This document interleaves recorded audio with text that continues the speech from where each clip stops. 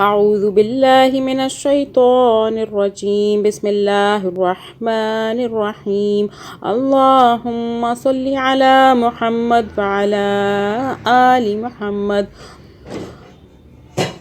آج ہم وہ دعا سیکھیں گے جو اذان سننے کے بعد اس دعا کو پڑھے گا اس کی دعا اللہ تعالیٰ رد نہیں کریں گے، قبول فرمائیں گے۔ پہلا طریقہ یہ ہے کہ اذان کو سننا ہے، اس کا جواب دینا ہے، حی علی الصلاۃ پر لا حول ولا قوۃ الا باللہ پڑھنا ہے۔ اس کے بعد اس دعا کو پڑھیں اور اللہ سے دعا کریں، اور درود پاک اول آخر لازمی پڑھیں۔ بسم اللہ الرحمن الرحیم۔ اللہم رب هذه الدعوة التامة والصلاة القائمة آت محمدا الوسيلة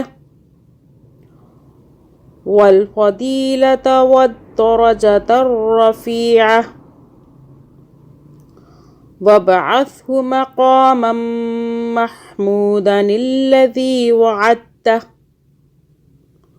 وارزقنا شفاعته يوم القيامة انك لا تخلف الميعاد۔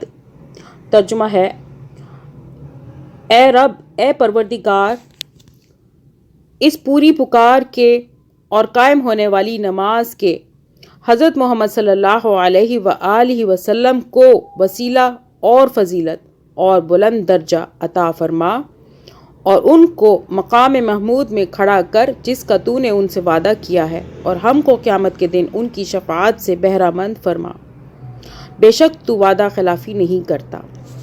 اللہم صلی علی محمد وعلی آل محمد۔